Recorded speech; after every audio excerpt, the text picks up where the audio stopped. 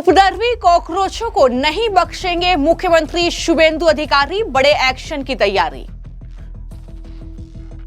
Agnimitra Paul ने कहा छात्र रिहा होंगे लेकिन उपद्रवियों पर गुंडा दमन एक्ट के तहत होगा एक्शन। स्टूडेंट अगर है तो डेफिनेटली उसको छोड़ दिया जाएगा, सबका केस वापस लिया जाएगा। लेकिन अगर आप गुंडा है, आप स्टूडेंट ही है नहीं, उसका ऊपर तो गुंडा दमन आइन आएगा, तो ये तो हम लोग करेंगे। अवैध रेत माफिया पर बंगाल पुलिस की रेड, शुभेंदु अधिकारी ने की एक्शन की तारीफ।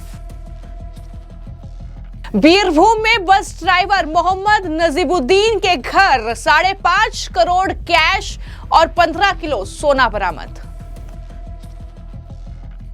पश्चिम बंगाल की राजधानी कोलकाता में हुए कॉकरोचों के प्रोटेस्ट में जो हिंसा भड़की, उसके बाद अब मुख्यमंत्री शुभेंदु अधिकारी और पश्चिम बंगाल की पुलिस ऐसे उपद्रवियों पर बड़े एक्शन की तैयारी कर रही है। दरअसल मंत्री अग्निमित्रा पॉल ने यह साफ कर दिया है कि जो भी छात्र हैं जिन पर केस दर्ज हुए हैं वो रिहा हो जाएंगे, लेकिन जो उपद्रवी हैं उन्हें बख्शा नहीं जाएगा।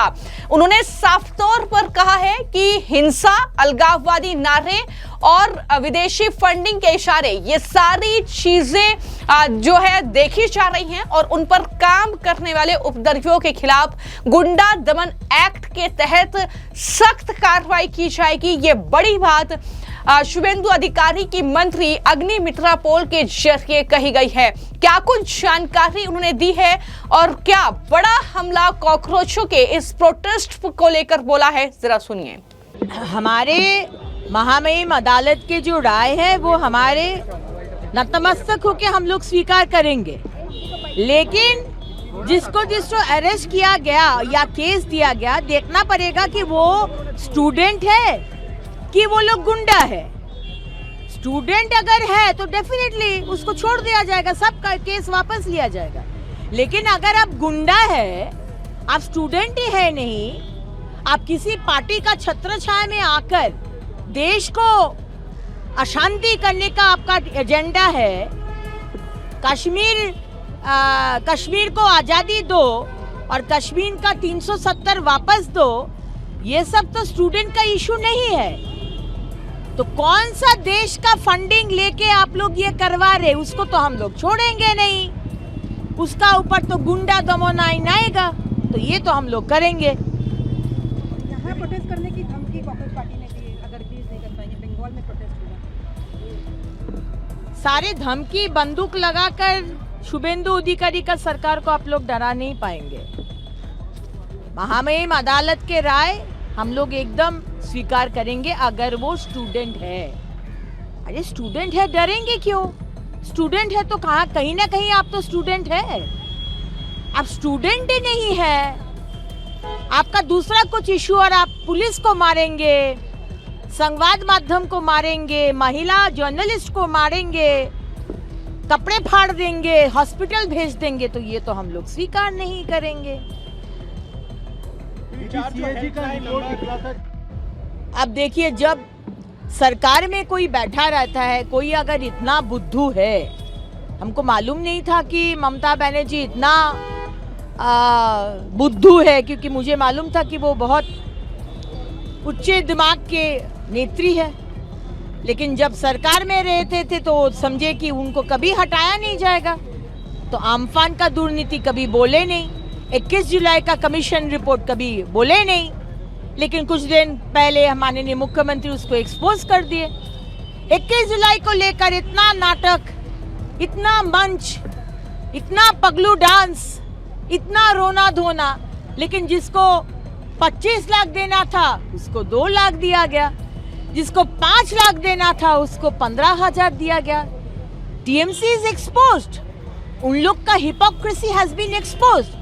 वैसा ही आम्फान में, ये कोविड में आज इतना तिरपल चोरी हुआ, अनाज चोरी हुआ, हमारा पैसा है, टीएमसी का पैसा नहीं है। ये जानने का तो अधिकार है हम लोगों को, तो एक्सपोज हो, हम लोग को जानना है, बंगाल के लोगों को जानना है। ये 4 जो हेल्पलाइन नंबर्स आज इशू किए गए, ग्रीवेंस सेल एक बनाना होना तो चाहिए था बहुत कुछ, लेकिन अगर कटमनी से कुछ परसेंटेज कालीघाट में जाता, कुछ परसेंटेज शांति निकेतन में जाता, कुछ परसेंटेज टीएमसी का सांसद विधायक को जाता, तो कैसे काटमानी होने से आपको पकड़ेगा? वहीं से सरकार के पैसा आ रहे। हम लोग का सरकार, शुभेंदु अधिकारी का सरकार तो काटमानी से पैसा नहीं आएगा। इसीलिए 4 helpline number and 0 tolerance to corruption आज भवानी भवन के सामने उपस्थित है। तो आपने अग्निमित्रा पोल को सुना, जिन्होंने कहा कि छात्रों के विरोध को समर्थन है, लेकिन देश विरोधी तत्वों को छात्रों के शील्ड के रूप में इस्तेमाल नहीं करने दिया जाएगा। जो लोग सरकारी संपत्ति को नुकसान पहुंचाएंगे उन्हें बख्शा नहीं जाएगा। प्रदर्शन में अगर अनुच्छेद 370 जैसे देश विरोधी नारे लग रहे हैं तो ये छात्र आंदोलन नहीं है, बल्कि कुछ और एजेंडा है। ये बड़ी बात उनके जरिए कही गई है। तो जब से मुख्यमंत्री शुभेंदु अधिकारी बने हैं, लगातार हम देख रहे हैं कि पश्चिम बंगाल में उपद्रवियों के खिलाफ, माफियाओं के खिलाफ ताबड़तोड़ एक्शन जारी है।